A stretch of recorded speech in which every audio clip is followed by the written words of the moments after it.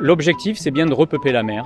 Et donc, la manière dont on procède, on a deux procédés très différents l'un de l'autre, mais qui sont très complémentaires. Et le premier, c'est de mettre des petits habitats, des petites maisons à poissons, à l'intérieur des zones artificielles, comme on peut voir derrière moi. On a créé divers systèmes, dont des systèmes de gabions avec des doubles grilles.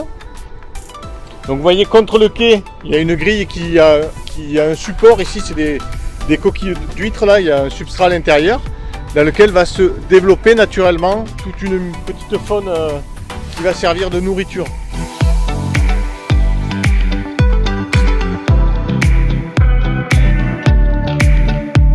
Donc ça, c'est une première solution qui se fait toute seule, en fait, passive, on va dire. On installe et naturellement la vie se développe et naturellement les individus vont grandir autour de ces biohuttes. Et l'autre solution qui est BioRestore, on fait intervenir des pêcheurs locaux, des pêcheurs petits métiers qui viennent prélever les larves directement en mer avec des capteurs lumineux. Le matin, ils nous ramènent ces larves, toutes les larves qu'ils ont pêchées. Et on a des techniciens aquacoles, des gens qui vont donc s'occuper de ces poissons pour les faire passer de 1 cm à 8 cm en 4-5 mois. Là, oui, là on est sur du poisson, du coup là on a des muches, on a un apogon, on a un corbe et du coup c'est des petits individus qui ont besoin de manger des petites proies. Et voilà, et après on va les trier, les mettre en bassin. Donc ici nous avons des sacs qui du coup sont prêts pour le repeuplement qui va se dérouler la semaine prochaine.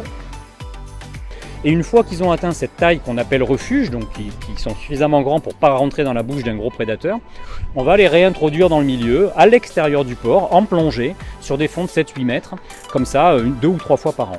Alors c'est intéressant le fait de savoir si ce qu'on produit comme poisson est infinitésimal ou une goutte d'eau dans la mer, ou si on a une réelle contribution. Donc il a fallu quand même pas mal d'années de recherche à discuter avec des laboratoires de recherche pour se rendre compte que finalement un projet comme ici, juste en parlant de repeuplement, c'est à peu près 2000 SAR.